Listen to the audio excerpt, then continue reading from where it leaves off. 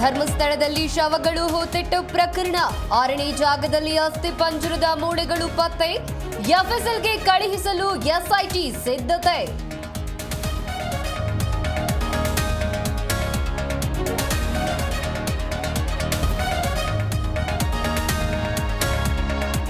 ಮೂಳೆ ಸಿಕ್ಕಲ್ಲೇ ಆಳ ಅಗೆಯುವ ಕಾರ್ಯ, 6ನೇ ಸ್ಪಾಟ್ನಲ್ಲಿ ಶೋಧ ಕಾರ್ಯ ಚುರುಕು, ಇಂಚಿಂಚು ಮಾಹಿತಿ ಆಫೀಸರ್ಸ್ಗೆ ರವಾನೆ.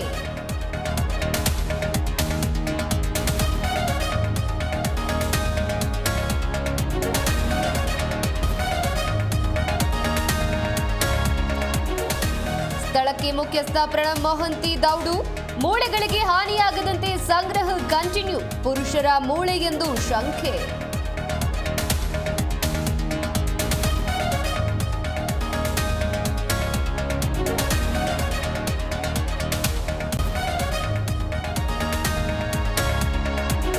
ದಲಿತ ಸಚಿವರು ಶಾಸಕರ ಸಭೆ ವಿಚಾರ, ಒಳ ಮೀಸಲಾತಿ ಕುರಿತು ಚರ್ಚೆ ಮಾಡ್ತೀವಿ, ಬೆಂಗಳೂರಿನಲ್ಲಿ ಗೃಹ ಸಚಿವ ಪರಮೇಶ್ವರ್ ಹೇಳಿಕೆ.